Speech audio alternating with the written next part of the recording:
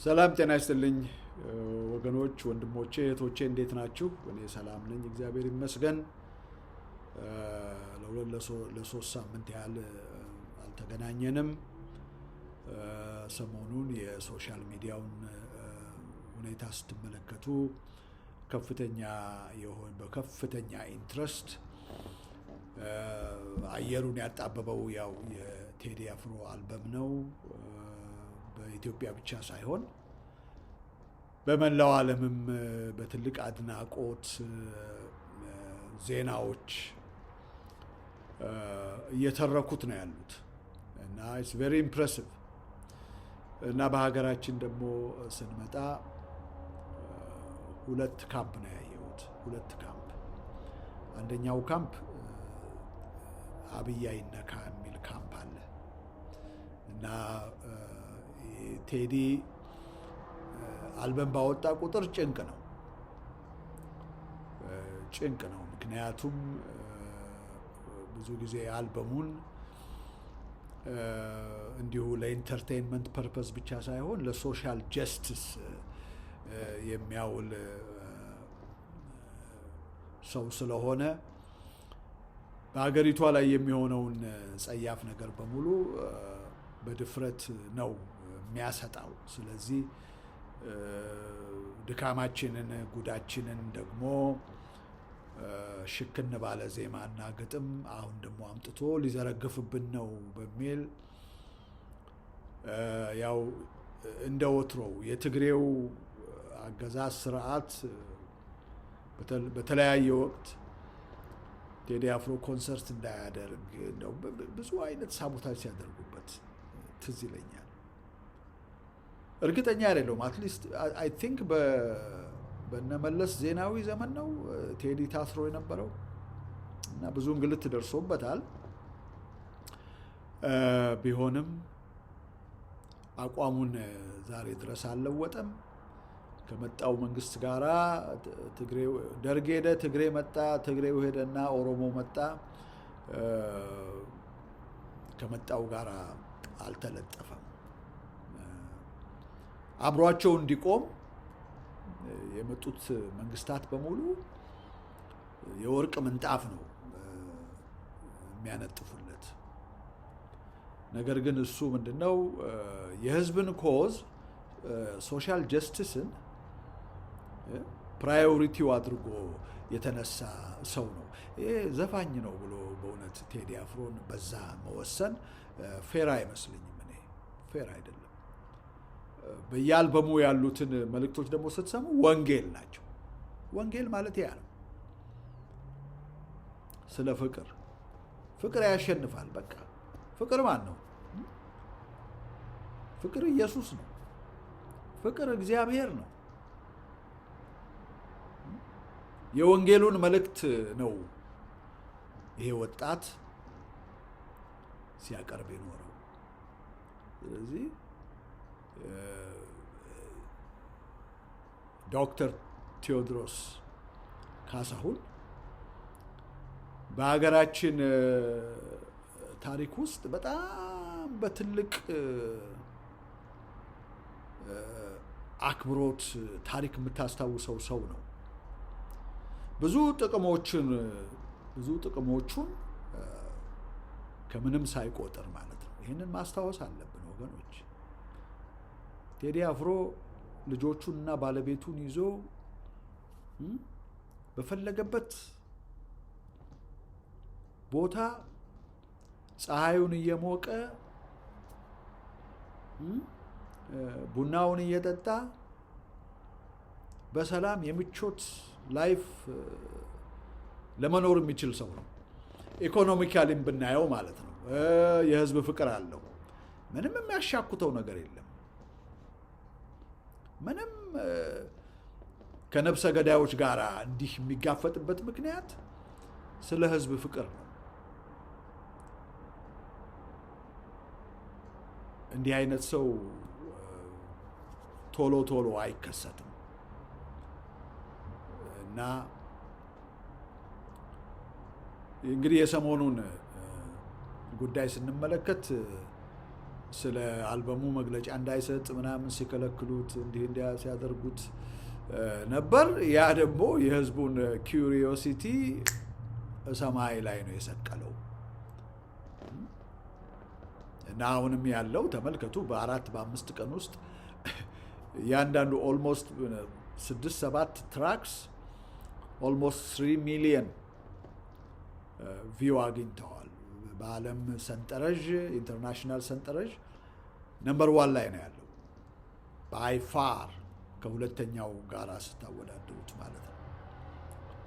እና ብዙዎች ሲናገሩ እንደሰማሁት መንግስት አላዋቂነቱ ትልቅ ማስታወቂያ ነው የሰራለት ብለዋል።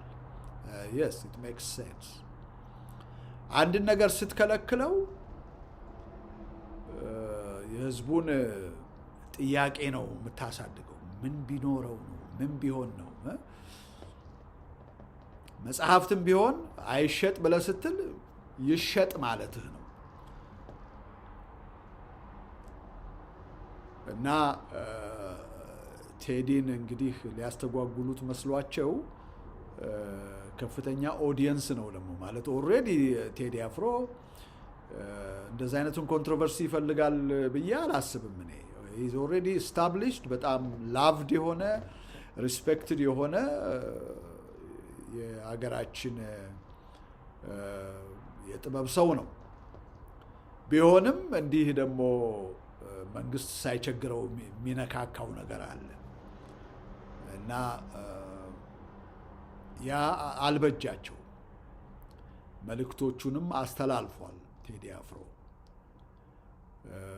እና ሁለት እንግዲህ ካምፕ ነው ያለው። ያው እንዳልኳችሁ አንዱ ካምፕ አብይ አህመድ ለምን ይነካል ብለው ሲጮሁ የቆዩ አሉ። እነኚህን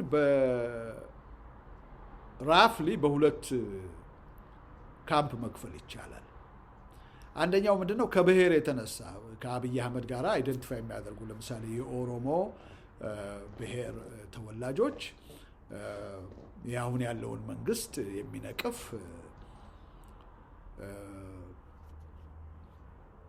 አይዋጥላቸው እውነትም ቢሆን እና ከብሔር የተነሳ በኦሮሞነታቸው በአብይ አህመድ ላይ ማንም ኔጌቲቭ የሆነ ኮሜንት እንዲሰጡ አይፈልጉም። አንደኛው ያ ነው። ሁለተኛው ደግሞ ምንድነው? ጥሬ ስለተበተነላቸው በጥቅማ ጥቅም የተገዙ በፖለቲካውም ዘርፍ በመንፈሳዊውም አብይ አይነካ የሚሉ አሉ። የሆነ ነገር ስለጎረሱ ማለት ነው። ቅድም እንዳልኳችሁ ጥሬ ምናምን ትበትኑ የለም ለዶሮዎች ምናምን ልክ እንደዛ ነው። የተበተነላቸው ጥሬ ስላለ በተለያየ ጥቅም የተገዙ ስለሆነ እውነቱን እንደዚህ እውነቱ መጥቶ በጥፊ ቢመታቸው እንኳን የማይነቁ አሉ። ምክንያቱም የተገዙ ናቸው፣ ለራሳቸው ቫልዩ የላቸው፣ የነገን አያስቡም። መንግስት ይሄዳል፣ መንግስት ይመጣል። እነ ጋዳፊ የት ናቸው ያሉት ዛሬ? እነ ሳዳም ሁሴን የት ናቸው ያሉት? እነ ሙሌሴቪች የት ናቸው ያሉት? እነ ቻርልስ ቴይለር የት ነው ያሉት? እነ ሂትለር የት ነው ያሉት? ሁሉም የሚገርማቸው እነኚህ የጠቀስኳቸው አምባገነኖች በሙሉ በአሰቃቂ ሁኔታ ነው ህይወታቸው ያለፈ። አንዳንዶቹ ደግሞ እስቲል አሁንም በእስር ላይ እየማቀቁ ነው። ሳሙኤል ዶው ትዝ ይላችኋል? ወጣቱ አይ ቲንክ ላይቤሪያዊ መሪ በፓብሊክ ሚዲያ በቲቪ ላይ እኔ ያየሁት በዛን ጊዜ የዘገነነኝ ነገር በእውነት ይሄ ነው ማለት አልችልም። እና ጆሮውን ነው በፓንጋ የቆረጡት። በቃ ተመልከቱ። አሁን እነ ጋዳፊ በጋዳፊ ልክ ክብር የተቸረው በዓለም ላይ ሪኮግናይዝድ የሆነ ፊገር ማን ነበር? ሳዳም ሁሴን። የግብፁ ደግሞ ማን ነበረ? በህዝብ የአረብ ንቅናቄ የአረብ አፕራይዚንግ በማን ነበረ ራሱን እሳት አርከፍክፎ የአረብ አፕራይዚንግ ትዝ ይላችሁ እንደሆነ እንዴት እንደጀመረ ስሙ ሁሉ ነበረኝ። እንደው የሆነች ግጥምም ጽፌ ነበረ ስለዛ ወጣት ያ ቦአዚዝ አይ ቲንክ ቦአዚዝ ምን ነበረች ሀገሩ? የቦአዚዝ የአረብ አፕራይዚንግ የተነሳበት መጀመሪያ ያለውን በሀገሩ ላይ የሚሆነውን በቃ ስቃይ ሰቆቃ አይቶ ራሱን ቤንዚን አርከፍክፎ አቃጠለ እና ያ ነው በቃ አክሮስ ዘ ኮንቲኔንት የአረብ ሀገሮችን በሙሉ ያጥለቀለቀው እና በዛ ወቅት ጋዳፊን ከተደበቀበት ቱቦ ውስጥ ሲያወጡት አይታችኋል ምን ይመስል እንደነበረ። የሰው ልጅ ያ ነው። አብይ አህመድ ካየው ክብር 100 እጥፍ ጋዳፊ ሀብታም ነበር። የነበረበት ፖዚሽን የተፈራ ነበር። ሪኮግናይዝድ የሆነ ነበረ።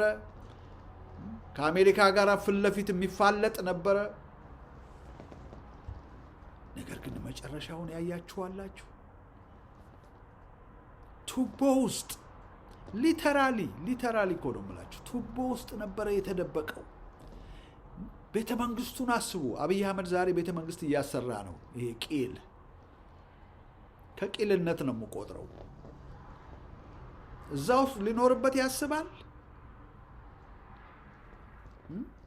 I don't think so.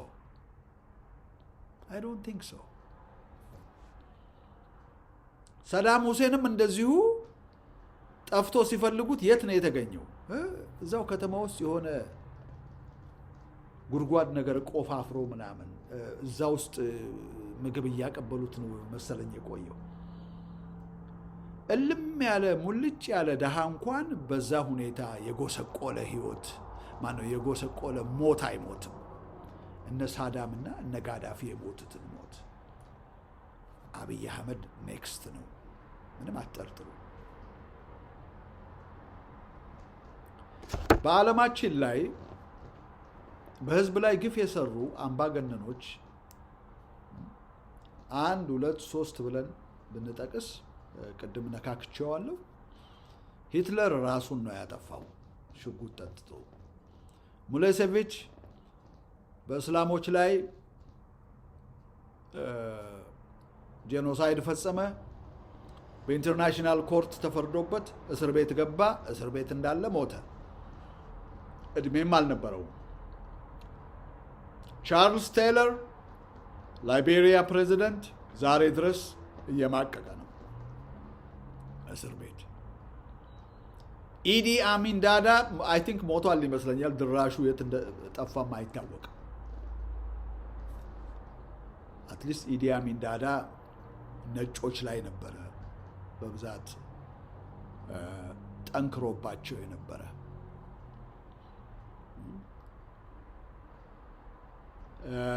በሩዋንዳው የቱትሲ ጄኖሳይድ የተሳተፉ በሙሉ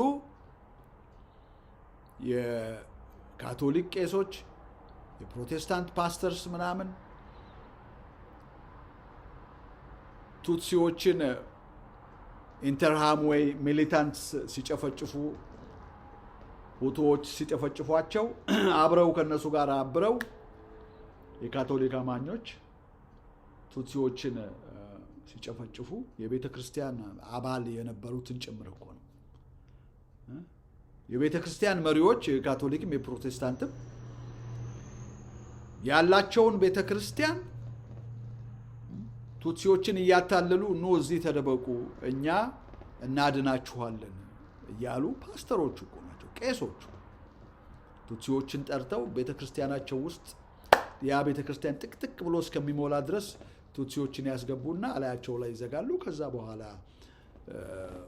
ኢንተር ሃምዌይ ሚሊታንትን ይጠሯቸዋል። you can come and finish them now እና የሁቱ ሰራዊት ይመጣል። የተቆለፈውን የቤተ ክርስቲያን በር በቡልዶዘር ደምጥማጡን ያጠፋና በውስጥ የተደበቁትን ቱትሲዎች እንዳለ በእሳት አንዳንድ ጊዜ ምንድነው የሚያደርጉት? ፍራሽ የተደበቁት ቱትሲዎች የሚተኙበት ፍራሽ አለ። ፍራሹን ቤንዚን ነገር አርከፍክፈው እሳት ያያይዙትና ፍራሹ እየነደደ ባለበት ወቅት ከሁትሲዎች ሰውነት ጋር ያስሩታል። የሚነደውን ፍራሽ ማለት ነው። ተመልከቱ፣ እንትን አለው፣ ኬሮሲን አለው፣ ቤንዚን አለው። በዛ ሁኔታ ቱትሲዎችን ከነነፍሳቸው ከፍራሽ ጋራ ከሚነድ ፍራሽ ጋር አድርገው ያቃጠሉበት እጅግ ብዙ ኦኬዥን ነበር። በኢንተርናሽናል ኮርት እነኚህ ቤተክርስቲያኖቻቸውን የግድያ መድረክ ያደረጉ እግዚአብሔር የረገማቸውና የተጣላቸው የቤተክርስቲያን መሪዎች በሙሉ በኮርት ቀርበው አብዛኛዎቹ የሞት በቃ ተፈርዶባቸዋል።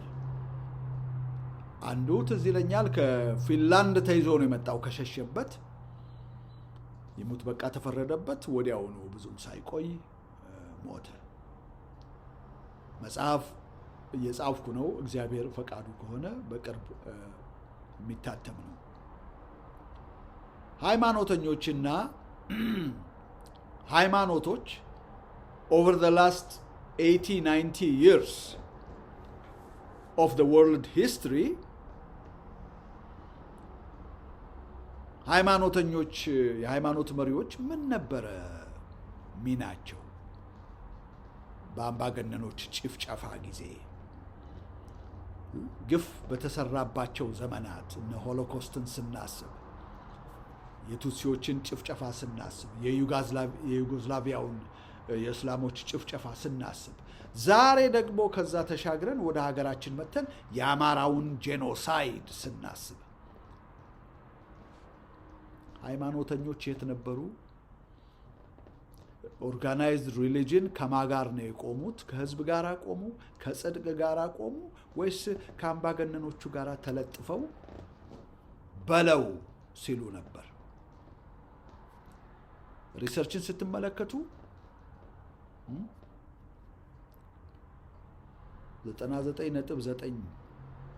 99.9% of the time ሃይማኖተኞች የሃይማኖት መሪዎች ነን የሚሉ ከአምባገነኖች ጋር ተለጥፈው በሰላሙ ጊዜ ነብስ አባትህ ነን፣ ፓስተርህ ነን፣ ቄስህ ነን ይሉ የነበሩ በሙሉ ማለት ነው። ክፉ መንግስት መጥቶ ህዝብ ሲያልቅ ከገዳዩ መንግስት ጋር አብረው ታዳሚዎች፣ ተቋዳሾች እንደሆኑ ነው ታሪክ የሚያሳየው። እና I don't know ጠቅሼው እንደሆነ አላውቅም። I hope I'm not repeating it። ግን ስፔሲፊክሊ እንደው ምሳሌ ብሰጣችሁ የካቶሊክ ቤተክርስቲያን ከሂትለር ጋር ለመስራት ድጋፍ ለመስጠት በ1933 ኮንኮርዳንት በሚል ስም የተሰየመ ትሪቲ ተፈራርመው ነበር ቫቲካኑና ሂትለር ማለት ነው። እና የካቶሊኩ ህዝብ ለምንድን ነው የተፈራረማችሁት ብሎ ሲጠይቃቸው መሪዎቹ ምንድን ነው ያሉት? የቤተክርስቲያናችንን መብት ለማስጠበቅ ብለው ነው የተናገሩት። ነገር ግን እውነቱ እሱ አልነበረም። ማነው ሂትለር የገዛቸው የካቶሊክ መሪዎች ህዝቡን ለሂትለር ለማስገበር ያደረጉት እርምጃ ነበርና የሚገርማችሁ ነገር ሂትለር ወዲያው ብዙ ሳይቆይ የካቶሊክ ቤተክርስቲያናቱን ይሄ ሚዲያ የራሳቸው የሆነ ስብከት ትምህርት የሚያስተምሩበትን ሚዲያ በሙሉ አሸገ። የካቶሊክ ወጣቶች ፕሮግራሞች ነበሩ በሀገሩ ላይ በአጠቃላይ ዩዝ ፕሮግራም እንደዚህ ወጣቱን በካቶሊክ ስርዓትና ካልቸር በካቶሊክ እምነት ለማሳደግ ተቋሟ የምትጠቀምበት ማለት ነው። እነኛም በሙሉ ሂትለር ጥርቅም ነው ያደረገው። ሞናስትሪስ ትምህርት ቤቶቻቸውን በሙሉ ከተጠቀመባቸው በኋላ ማለት ነው። ወደ ፕሮቴስታንቱ ስንመጣ ፕሮቴስታንቱ ኦፍ ኮርስ ማጆሪቲ ነበረ ኢን ዘ 1930s ምናምን ሂትለር በተነሳበት ዘመን ፕሮቴስታንቶች ትልቅ ማጆሪቲ ነበሩ ከጀርመን ህዝብ። እነሱ ደግሞ ጀርመን ክርስቲያን ሙቭመንት የሚል ድርጅት እንዲያቋቁሙ ማህበር እንዲያቋቁሙ ሂትለር ትእዛዝ ሰጠ። ያንን አደረጉ። ከዛ በኋላ የፕሮቴስታንት እምነትን ዶግማ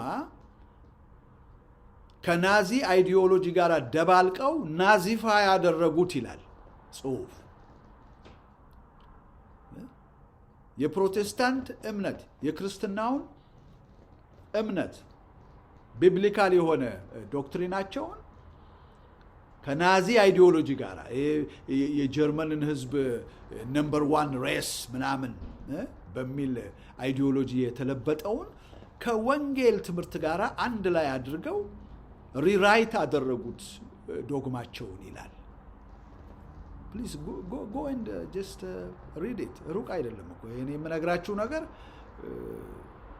በትልቅ ጥረት የሚገኝ እውቀት እኮ አይደለም። እኔ የምነግራችሁ ማንም ሰው ጉግል አድርጎ የሚያገኘው እንትን ነው። አንብቡት። you will be surprised። እነኚህ ቤተክርስቲያናት ብለን የምንላቸው ሃይማኖታችን የሃይማኖት መሪዎቻችን ብለን የምንላቸው እንዴት በክፉ ጊዜ ሄደው ከገዳይ መንግስታት ጋር ለጥፍ እንደሚሉ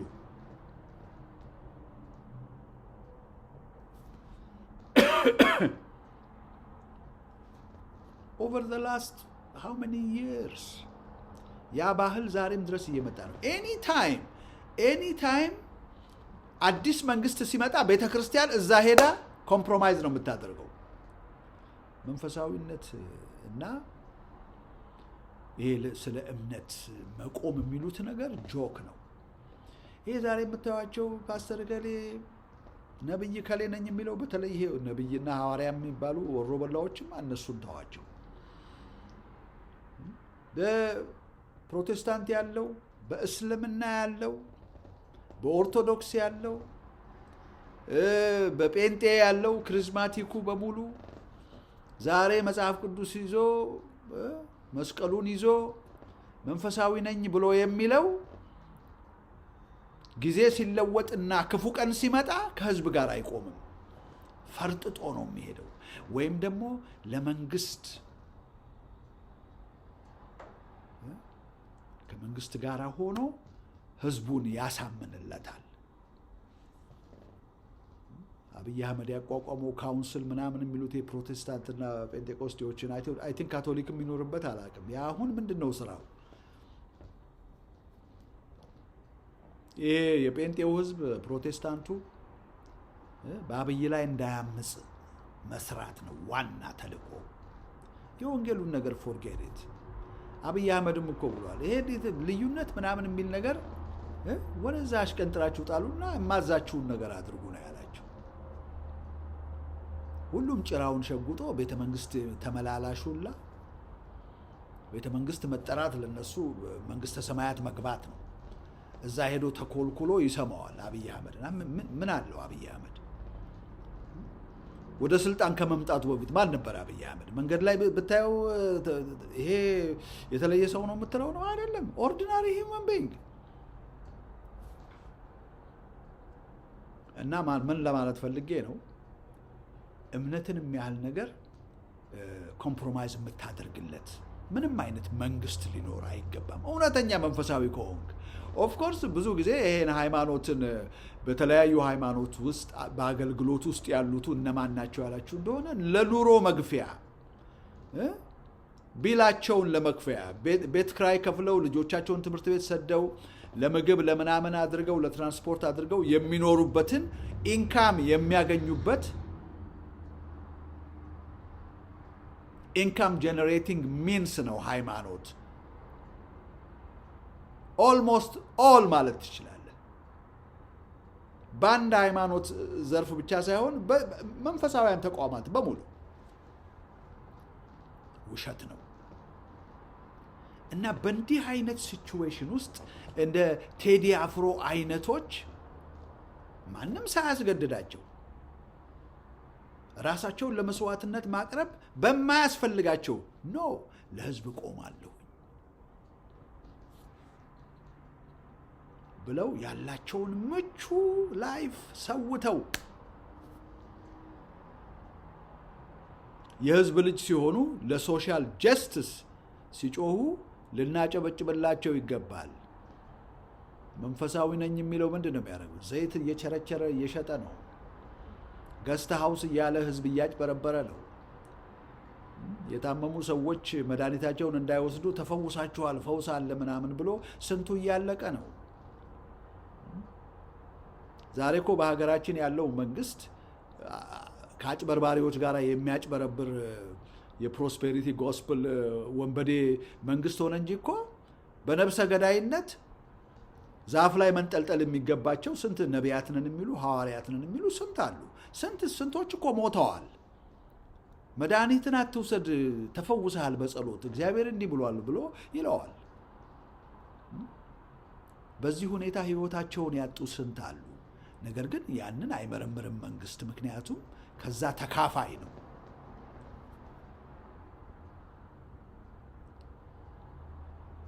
እና ስለ እውነት የቆሙ በቁጥር ጥቂትም ቢሆኑ ኦፍኮርስ መከራ ይበዛባቸዋል። ለምን? አብዛኛው ማጆሪቲው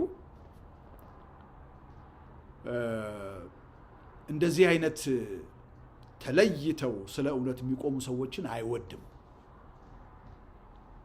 ለምን? እነሱም በሚያይበት ጊዜ እሱ የሳተውን ስህተት እንዲያይ ያደርጉታል። ስለዚህ አብሯቸው እንዲጨመላለቅ ነው የሚፈልጉት። ቴዲ አፍሮ እስካሁን ድረስ እጁን አልሰጠም። በአቋሙ ጠንክሮ ነው ያለው። ቴዲ አፍሮን ዘፋኝ ነው ብሎ ማለት ጀስትስ አይደለም።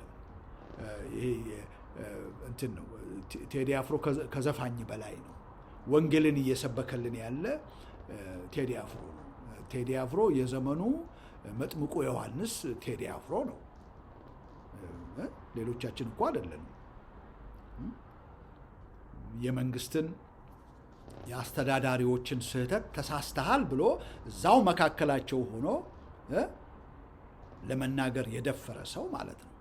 ስንቶቻችንን አሜን አሜሪካ፣ ሌላውም ዩጋንዳ ተሸሽጎ ነው። ከኢሚዲየት ዴንጀር ራሳችንን ገለል አድርገን ነው መንግስት ላይ የምንናገረው። ምንም ብዙ ኢምፕረስ የሚያደርግ ነገር አይደለም። በጣም ኢምፕሬሲቭ ማን ነው? እንደ ቴዎድሮስ እንደ ቴዲ አፍሮ አይነት እዛው እሳት ውስጥ ሆኖ ቤተሰብ እያለው ልጆቹን ሳያሸሽ ያንን ሁሉ በቅጽበት ማድረግ የሚችል ሰው ማለት ነው። እንደዚህ አይነቱን እንዴት ነው ጭንቅላት ያለው ሰው የማያከብር? ህይወት እኮ ወሬ አይደለችም። ህይወት እኮ it's something that you live. You live it. It's something that you live it. Day to day የምትኖረው ነገር ነው። ፕራክቲካል ነገር ነው። በእጅህ ላይ ያለውን ጥቅም ሳክሪፋይስ አድርገህ ስለ እውነት እቆማለሁ ብለህ የምትል ከሆነ ታሪክ በበጎ የሚያስብህ ታላቅ ሰው ነህ እና ቴዲ አፍሮ ከዘፋኝ ይልቅ የሶሻል ጀስቲስ አክቲቪስት ነው ብትለው ይሻላል። ከመጣው ጋር አይለጠፍም። ስጦታውን ለህዝብና ለሶሻል ጀስቲስ ያዋለ ነው። ራሱን ለመስዋዕትነት ሰጥቷል። የሀገርን ታሪክ ቅርስ ያከብራል። በብሔር ፖለቲክስ እና በክልል መካለል አያምንም። These are some of the qualities of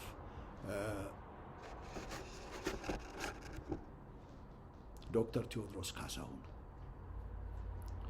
ስለዚህ እኔ እመክራችኋለሁ፣ ስለ እውነት መቆም የማትችሉ ስለ እውነት የሚቆሙትን መታችሁ እነሱ ላይ አፋችሁን አትክፈቱ። ምክንያቱም በጣም ጸያፍ፣ በጣም አስቀያሚ፣ በጣም ነውር ነው።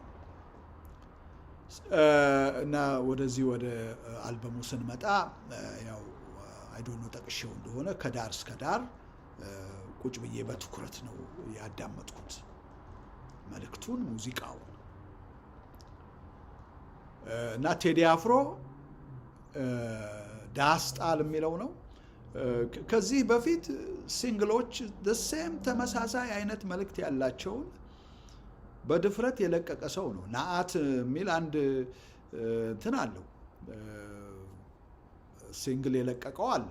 አሜዚንግ መልእክት ያለው አሜዚንግ መልእክት እና ሳዳምጠው እና እንደተሰማው ከሆነ እንግዲህ እና አብይ አህመድ ወደ ራሳቸው ካምፕ ላይ ያመጡትና የነሱ አፈቀላጤ ሊያደርጉት ብዙ ሞክረው ነበረ። ፎቶግራፍ እንነሳ ይሉት ነበር። ነው ቴዲ አፍሮም ከኛ ጋራ ነው ለማለት ለወሬ ነው። ሰውየው የወጣት አዋቂ ነው። ምንድነው የልጅ አዋቂ ነው። የልጅ አዋቂ ነው እና ለሁላችንም በእውነት ይሄ ልባችንን የሚያሞቅ ነገር ነው። የለም አንድ አይነት ሰው የለም።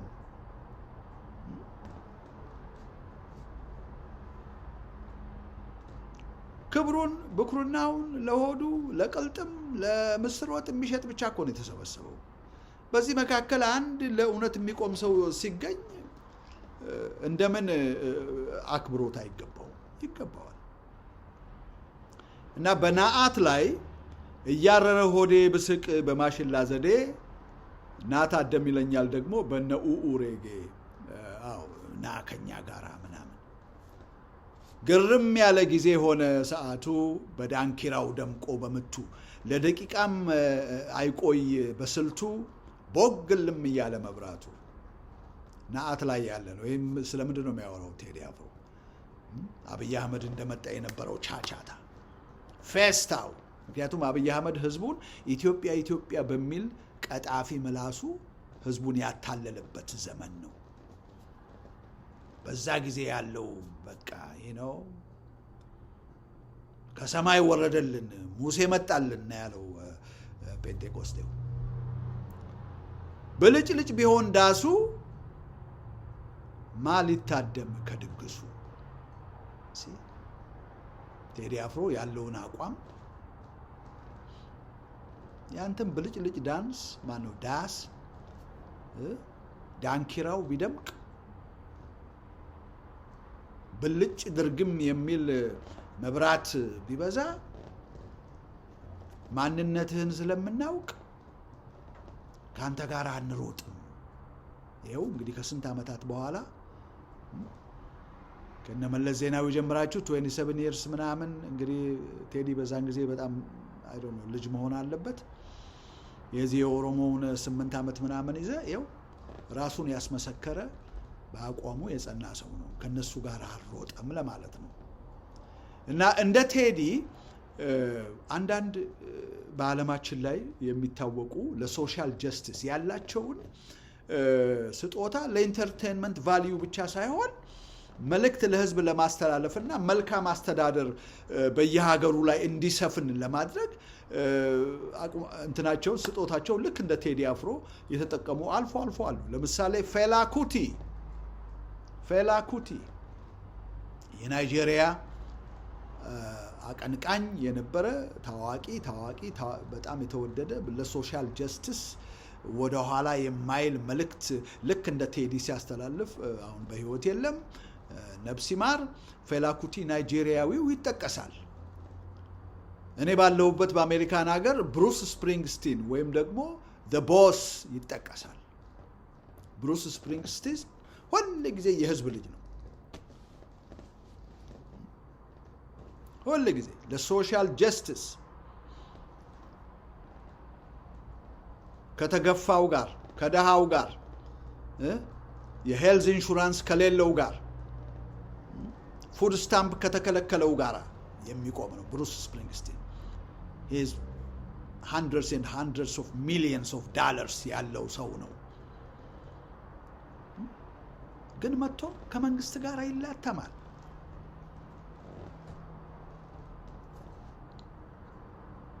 በየዘመናቱ ማለት ነው። በአንድ ፕሬዚዳንት ኤራ ብቻ ሳይሆን በየዘመናቱ ሶሻል ጀስቲስ አፌክትድ በሆነበት ጊዜ in a negative way Bruce Springsteen is there with his E-string band. አስደናቂ የሆነ አርቲስት ነው። Born in USA የሚል እንትን አለው፣ ዘፈን አለው። Listen to that. ፔትሪዮቲክ የሆነ አቀንቃኝ ነው። እና እነ ፌላ kuti እነ ብሩስ ሌሎችም አሉ ዲግ ብታደርጉ የምታገኟቸው ለሀገር እንትን እንዳልኳችሁ ለፍትህና ለመብት ለህልውና ለእኩልነት የቆሙ ብዙዎች ናቸው። እና በሀገራችን አሉ ስለ እውነት የሚቆሙ የሉም ማለት አይደለም። ግን አያችሁ በትልቅ በህብረተሰቡ ዘንድ ከሀገርም አልፎ ኢንተርናሽናሊ ፌመስ የሆኑ ሰዎች በዚህ ደረጃ ስለ ጀስቲስ ብዙ ማይል ብዙ ርቀት ሲሄዱ ጸንተው ሲቆሙ ለሰዎች ተስፋ ነው፣ ለሰው ልጅ ተስፋ ነው። እና የሰሞኑ እንግዲህ ጫጫታ ይሄንን ይመስላል። ብዙ በመንፈሳዊው አካባቢ ያለን የሚሉ ዘይት ነጋዴዎች ምንድነው ገስት ሃውስ ምናምን እያሉ ህዝብ የሚዘርፉ ምን እንደሚያደርጉ ምን ይታወቃል። እዛ እንዳልኩት ብዙ ሰዎች መድኃኒት እንዳይወስዱ የሐሰት ትንቢት የሚናገሩ የሐሰት ፈውስ አለን ምናምን የሚሉ ለብዙዎች እልቂት ምክንያት የሆኑ ዛሬ አብይ አህመድ እንዳልኳችሁ ለአብይ አህመድ ትንቢት ይተነብዩለታል። እነኚህ በጎረሱበት የሚጮሁ ማለት ነው። እና በክብር ስለ እውነት በቆመ ሰው ላይ አፍ ለመክፈት ነውርን መፍራት ያስፈልጋል። ብቁ አይደላችሁ።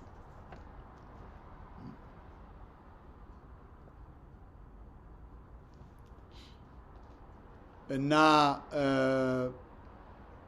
ስለ ፍቅር ነው የሰበከው ቴዲ አፍሮ፣ ስለ አንድነት፣ ስለ ኢትዮጵያዊነት ነው የሰበከው። ቴዲ አፍሮ የሚሰብካትና የሚዘፍንላት ኢትዮጵያ ጄኒዊን ኢትዮጵያ ነው። እነኚህ ፌክ ኢትዮጵያኒስቶች እኮ አሉ ለፖለቲካል አጀንዳ የኢትዮጵያን ስም የሚጠሩ። ለምሳሌ አሁን በትግሬውም አገዛዝ አሁንም አብይ አህመድ አልፎ አልፎ የኢትዮጵያዊነትን አጉልተው ፕሮፓጋንዳ ሲነዙ ታያላችሁ። አንድ የሆነ ነገር ሲፈልጉ ነው። ከህዝቡ አንድ የሚፈልጉት ፖለቲካል ስኮር ሲኖር ኢትዮጵያ በኢትዮጵያዊነታችን ምናምን ይላሉ። እና አብይ አህመድ ታላቂቷ ኦሮሚያ፣ ታላቂቷ ትግራይ ለዛ ነው እየሰሩ ያሉት። አሁንም ዛሬም አመቺ ፖለቲካል አትሞስፌር ነው ኢንቫይሮንመንት እስከሚኖር ድረስ ብቻ ነው ኢትዮጵያዊ ነን የሚሉ። ለግል ጥቅምና ለፖለቲካል አጀንዳ ኢትዮጵያዊ ነን የሚሉና በኢትዮጵያዊነታቸው የማይደራደሩ ጄኒዊንሊ ኢትዮጵያዊነታቸውን ሪስፔክት የሚያደርጉ እንደ ቴዲ አፍሮ አይነቶች አንድ አይደሉም። ስለዚህ we need to be careful about that። የፌክ ኢትዮጵያኒስቶችን I despise that።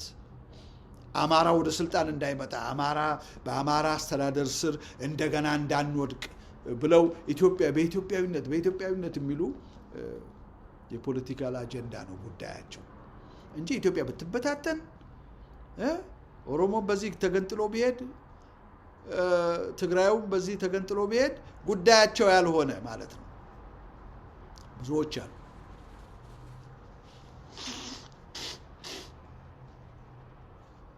እና እኔ በጣም የገረመኝ አንድ ነገር ግን ከመጨረሴ በፊት ብርሃኑ ነጋ ሰሞኑን የቴዲ አፍሮ አድናቂ ምናምን ነገር ሆኖ እንደው በየቦታው መታየቱ ገርሞኛል። ብርሃኑ ነጋ የአብይ አህመድ ዋና እንትኑ አይደለም እንዴ? አፉ አይደለም እንዴ? ቴዲ አፍሮ ከዛ ጋር ተካፋይነት የለውም። እና ብርሃኑ ነጋ አርፈ ተቀመጥ ነው። ኦፍ ኮርስ ቴዲ አፍሮ ጠበቃ አይፈልግም። he knows how to handle you guys። ስለዚህ የዚህ ቪዲዮ ዋና ዓላማ ምንድነው? ያለኝን ሶሊዳሪቲ እና ሪስፔክት ለቴዲ አፍሮ ለመግለጽ ነው። ምክንያቱም በአገራችን ላይ ከዚህ በተለይ ደግሞ ከቲፒኤልኤፍ ጀምሮ እስካሁን ድረስ እየሆነ ያለውን ግፍና መከራ አይተን ዝም ማለት የማንፈልግ ሁሉ ያለው የአምባገነን መንግስት በፊትም የነበሩት አሁን ዛሬም ያለው መልቀቅ እንዳለበት የምንጮህ በሙሉ የጋራ አቋም የጋራ የሆነ ነገር አለን ከዚህ ወንድማችን ጋራ። ስለዚህ ሶሊዳሪቲ ከዛ ጋር ነው። መጽሐፍ ቅዱስን ብብቱ ስራ አድርጎ ሰባኪ ነኝ፣ ዘማሪ ነኝ፣ ጳጳስ ነኝ፣ ቄስ ነኝ፣ ነብይ ሐዋርያ ነኝ እያለ ነገር ግን ህዝብ እዚህ ሲያልቅ አፉን ስለ ህዝብ የማይከፍት አይደለም። በመጽሐፈ ምሳሌ ላይ አይደለ ያለው? ባልሳሳት መጽሐፈ ምሳሌ 31 ላይ ይመስለኛል። መጽሐፈ ምሳሌ 31 ቁጥር wait a minute እንትን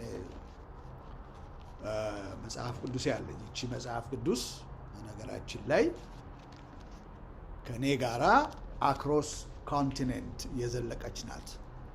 over 40 years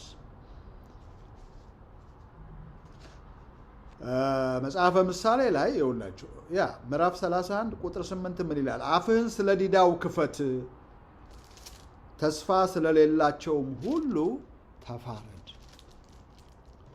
አፍህን ክፈት፣ በእውነትም ፍረድ፣ ለድሃና ለምስኪን ፍረድ ይላል። ሆድህን ሙላ አይልም። ከአምባገነን ጋር እየሮጥክ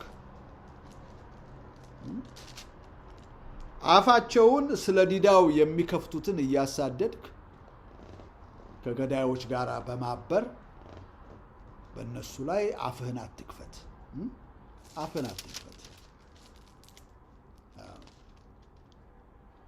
እና መንፈሳዊ ነን የሚሉት ደፍረው ያልተናገሩትን ቴዲ አፍሮ ሲናገር ኖሯል። ዛሬም እየተናገረ ነው። በመጨረሻ ላይ ውጤቱ ምንድን ነው? አሁን ቴዲ አፍሮ እንዳልኳቸው አልበሙን በደንብ አድምጬዋለሁ እና መሬማ የሚል አንድ ትራክ አለ። ካለው ሶሻል ኢንጀስቲስ የተነሳ ሀገራቸውን ለቀው የተሰደዱ እህቶቻችን፣ ሴት ልጆቻችን፣ እናቶቻችን በተለያዩ የአረብ ሀገሮች ተሰደው መከራቸውን እየበሉ የአረብ ፊት እየገረፋቸው አንዳንዴም ከፎቅ ላይ እየወረወሯቸው አንዳንዴም ደግሞ ትኩስ ውሃ እየረጭ እንትን ልክ እንደ አሲድ አይነት ማለት ነው። ትኩስ ውሃ እኔ ትዝ ትለኛለች። አንድ ረዘም ያለ ጊዜ ሆኖታል። በቃ ትኩስ ውሃ ደፋችባት አሰሪዋ እና ስለነሱ ገዶት ውብ በሆነ ድርሰትና ዜማ ሰቆቃቸውን ለኛ ለሁላችንም አቴንሽን አምጥቶታል ቴዲ አፍሮ። አንተ ክርስቲያን ነኝ የምትለው፣ አንተ ሰባኪ ዘማሪ ነኝ የምትለው፣ አንተ ኢማም ነኝ የምትለው፣ አንተ ቄስ ነኝ ብለህ የምትለው ስለነኚህ እህቶቻችን የተናገርከው ነገር አለ? እንግዲያውስ ማን ነው የተናገረው? ቴዲ አፍሮ ነው። አያችሁ፣ የተረሱትን ማስታወስ እኮ ወንጌል ነው። ከመቶ በጎች ምንድነው አንዷ ብትጠፋ እሷን ፍለጋ ሄደ ይላል። በብዙ መልኩ ቴዲ አፍሮ በአልበሙ የሚያስተላልፋቸው ነገሮች ወንጌል ናቸው። ፕራክቲካል የሆኑ ደግሞ ምንድነው ይሄ ወንድማችን በዚህ በድርሰትና በሙዚቃ በዘፈን መልክ የሚያቀርባቸው መልእክቶችን በህይወቱ በተግባር ይኖራል። How many of us could say that? I can't say that. በመዝሙርም ብዙ የዘመርኳቸው ነገሮች አሉ። አንዱንም ግን ኖሬው አላውቅም። ምንም ደረጀ ትሁት ነው ራሱን ዝቅ ያደርጋል እንድትሉኝ ነው አይደለም። I'm telling you the truth። ይሄ ደግሞ የብዙዎች እንትን ነው። እንደው ደፍሬ ብናገር ኦፍ ኮርስ እኔ መናገር የምችለው ስለኔ ብቻ ነው። የሰበኩትን ስብከት የሚኖሩበት ስንቶች ናቸው? በቀደሱት ቅዳሴ፣ በዘመሩት መዝሙር፣ በሰበኩት ስብከት ያንን በተግባር እንደው ለመፈጸም የሚጥሩ እንኳን ስንቶች ናቸው? I told you የራሴን ህይወት በመጥቀስ የለም፣ ምንም የለም። የስጋችንን ፈቃድ እየፈጸምን ነው የምንኖር ያለ ነው። ውሸት ነው፣ ውሸት ነው። እኔ ሰዎች በገቡበት ቃል ኪዳን ላይ ጸንተው የሚኖሩ በእርግጥ ለመናገር እኔ ያየሁት necessarily ሃይማኖተኞች አይደሉም። እነኚህ ከህሊና የተነሳ ከፕሪንሲፕል የተነሳ ከሞራል የተነሳ ለገቡበት ቃል ህይወታቸውን አሳልፈው እስከ መስጠት የደረሱ የቤተ ክርስቲያን ሰዎች አይደሉም። ኦቨር ዘ ይርስ በህይወቴ እንዳየሁት ባላቸው የፖለቲካ አቋም ራሳቸውን እስከ ሞት ድረስ አሳልፈው የሰጡ የኢሃፓ ወጣቶች ጋር አብሬ ታስሬ አይቼዋለሁ። እንዴት ጽኑ እንደነበሩ ሚስጥር አናወጣም፣ ጓደኞቻችን ላይ አንጠቁምም ብለው በእስር ቤት ውስጥ እኔ አብሬያቸው የታሰርኩ በከፍተኛ ውስጥ በደርግ በየሳምንቱ እየተወሰዱ የሚረሸኑ የኢሃፓ ወጣቶች ጋር አብሬ ታስሬ አይቼዋለሁ።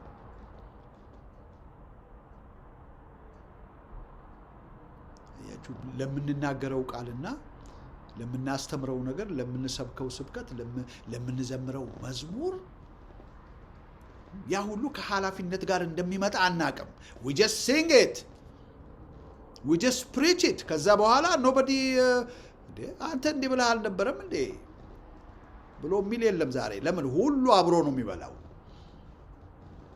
የኮራፕሽን ዘመን፣ የአብይ አህመድ ዘመን፣ የኮራፕሽን ዘመን፣ የፍሮድ ዘመን፣ የእልቂት ዘመን፣ የግድያ ዘመን፣ የመፈናቀል ዘመን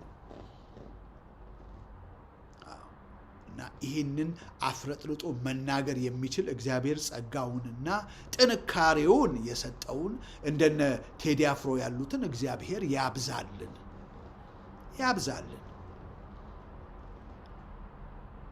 እግዚአብሔር ደግሞ ይጠብቃቸው። ቴዲ አፍሮን ከነ ቤተሰቡ ከነ ልጆቹ እድሜውን ያርዝም፣ ይጠብቀው፣ ያጠንክረው፣ ባለው አቋም እስከ መጨረሻው እንዲገፋበት ማለት ነው። ምንም ጥርጣሬ ደግሞ የለኝም።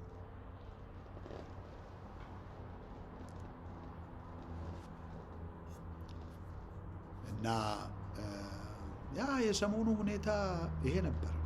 እኔ ብዙ ጊዜ በእንደዚህ አይነት ቶፒክ ላይ ስፔሲፊክሊ በሀገራችን ስላሉ አርቲስቶች ምናምን እኔ የምናገርበት ምንም ምክንያትም አልነበረኝም።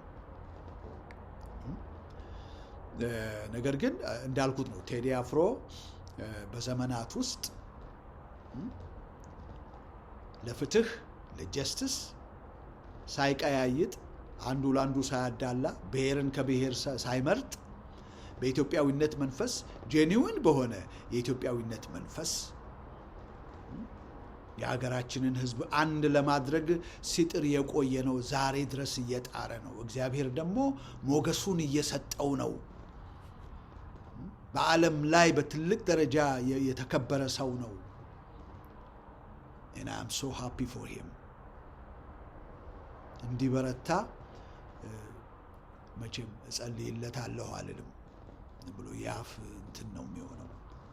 ግን I wish him and I send him a positive vibe towards him። እና እንግዲህ ከሞላ ጎደል ያለኝ ይሄ ነው። ውጤቱ ቅድም ጀምሬ አልቀጠልኩበትም። በጣም አስፈላጊ ነው። መዝጊያው ምንድን ነው? ቴዲ አፍሮ የሚያስተላልፈውን መልእክት ብዙዎቹ የጫት መቃሚያ ነው የሚያደርጉት። ቴዲ ምን ብሏል? የወደቀውን ባንዲራ እናንሳ፣ ሀገራችን ሞታለች። I could even say even more than that ትውልዱ ራሱ ሞቷል። አገር ብቻ አይደለም፣ ትውልዱን ራሱ አድቅቀውታል። አሁን ዛሬ እንደሚሰማው ሰሞኑን የቴዲ አፍሮን አልበም እያደመጣችሁ ነው ምናምን ብሎ እዚህ የኦሮሞ መንግስት እያፈሳቸው ነው። ዝም ብሎ እንደ በግ ይታፈስለታል። ምን ይደረግ? ፍርሃት የነገሰበት አማራ እንደ ብኩር ልጅነቱ እንደ ባህር ልጅነቱ እንደ ሀገር ጠባቂነቱ በቦታው ላይ አልተገኘም። ኢትዮጵያን ለማንም በላተኞች አሳልፎ ነው የሰጣት፣ ለትግሬውና ለኦሮሞ።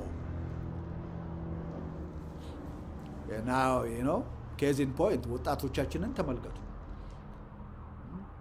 እዛው ቁጭ ብለው ስንት ሚሊየን አማራ ቁጭ ብሎ እንድች ብሎ ሰባራ ስንጥር ሳያነሳ አዲስ አበባችንን፣ ቅርሳችንን፣ የተወለድንበት ያደግንበትን ታሪካችንን በሙሉ ይሄ መጤ መንግስት ድምጥማጡን አዲስ አበባን ገለበጣት።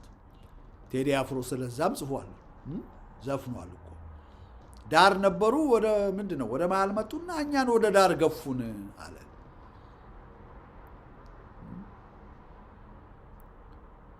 እና እጅግ ወጣቱንም እያፈሱት ነው። በቴዎድሮስ ካሳሁን ላይ ሪታሊየት ማድረግ ማለት ነው። እንግዲህ ፎቶም እምቢ ብሏቸዋል። የእነሱም አፈቀላጤ ያልሆን ብሏቸዋል። ስለዚህ አንዴ ዘፈኑን ይከለክላሉ፣ አንዴ እንዳይዘፈኑ የፈለጓቸው ሁሉ ትራኮች ነበሩ። በዛ የተነሳ የተዋዋለውን እንትን ሁሉ አፍርሶ ከነወለዱ ገንዘብ የከፈለበት ሁኔታ ነው። ተመልከቱ ምን ያህል he is dedicated። አያችሁ፣ ለህዝብ ለሱ አልበም ማውጣት millions of dollars አልበሙን ሸጦ የማግኘት ነገር፣ ኮንትራክት የመፈራረም ነገር አይደለም፣ የፌም ነገር አይደለም። ስለዚህ እነኛ ላስተላልፋቸው የፈለኳቸው ዘፈኖች ከሚቀሩ I will pay የሰጣችሁኝን ከነወለዱ ከፍላለሁ ብሎ በዛ ደረጃ የተናገረውን ቃል የሚያከብር ሰው ነው። it's unbelievable ወገኖች። ክብር ለሚገባው ክብር መስጠት ያስፈልጋል። ትልቅ ሰውነት ነው። ለሰው የሚገባው ክብር አለ፣ ለእግዚአብሔር ደግሞ የሚገባው ክብር አለ። እግዚአብሔርን የምናመሰግንበት አለ፣ ሰዎችን ደግሞ አድማየርና የምናመሰግንበት አድማየር የምናደርግበትና የምናመሰግንበት ደግሞ አለ።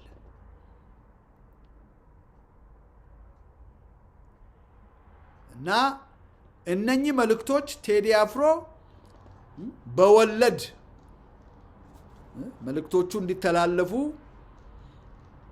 መንግስት እነኚህ ዘፈኖች እንዳይካተቱ ብሎ ከቴዲ ጋራ የተፈራረመውን ድርጅት ሲያስፈራራና ያ ድርጅት እነኚህን ዘፈኖች ላወጣ ነው ሲል ቴዲ አፍሮ ነው you don't ዝም ብሎ ለዳንስ የተቀመጠ ነገር የለም። እዛ አገልግሎትና መልእክት ያለው ነው። ስለዚህም it doesn't matter ከነወለዱ you name it I'm going to pay it ብሎ ከፈለ።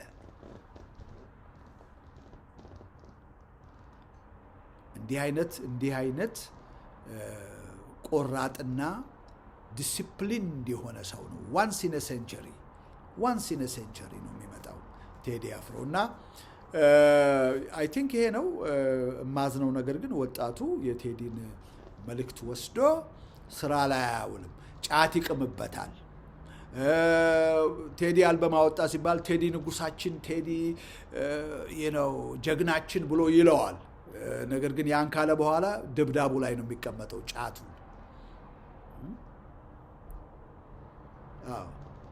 መልእክቱን ወስዶ ተግባር ላይ ማዋል አያውቅም ህዝቡ። የቴዲን አልበም ቪወርሺፕ እንትን ለማለት የሚሮጠው በሙሉ በገንዘቡ አልበሙን የሚገዛው በሙሉ አንድ ቀን የተቃውሞ ሰልፍ እንኳን በመንግስት ላይ ሲያደርግ አናይም። ኮንሰርት ሲኖር የቴዲ አፍሮ ኮንሰርት አንድም ሳይቀር በነቂስ ይወጣል። ነገር ግን የአድዋን በዓል በሚኒሊክ ስታቹ ፊት አታከብሩም ብሎ መንግስት ህዝብ ሲገድል ያኔ ለነጻነቱ ግን አይወጣም።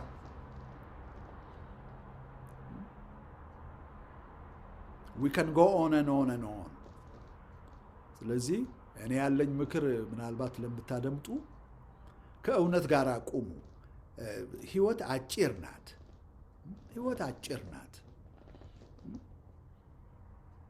ፍርድ ከተጓደለባቸው ጋር ቁሙ። በእውነት ላይ አትሳለቁ። ቅድም እንደነገርኳችሁ አምባገነኖች ከዳር እስከ ዳር over the last 100 years ህዝብ ጨፍጭፈው ህዝብ ላይ ግፍ ሰርተው የነበሩ በሙሉ የውርደት ሞት ሞተዋል። ስለዚህ እውነትን አትቅበሯት። ስለ እውነት የሚታገሉትን ስለ እውነት መስዋዕትነት እስከ መክፈል ድረስ ራሳቸውን ያዘጋጁትን ደግሞ አክብሩ። በእነሱ ላይ አፋችሁን አትክፈቱ። ነውር ነው። አብሶሉትሊ ነውር ነው። እና በትዊተር አካውንቴ ላይ በደንብ ቴዲ አፍሮን ኮንግራጁሌት አድርጌዋለሁ። አልበሙን አድምጬያለሁ። I am so impressed። ጸሎቴ ግን ምንድነው የኢትዮጵያ ህዝብ ይሄንን የኢትዮጵያዊነት መልእክት የአንድነት መልእክት እና አገር የማዳን ጥሪ ሰንደቅ ዓላማን ከወደቀበት የማንሳት ጥሪ ሰምቶ በተግባር ለማዋል ድፍረቱን እግዚአብሔር እንዲሰጠው ብቻ ነው። ይሄ ነው። ስላዳመጣችሁኝ በጣም አመሰግናለሁ።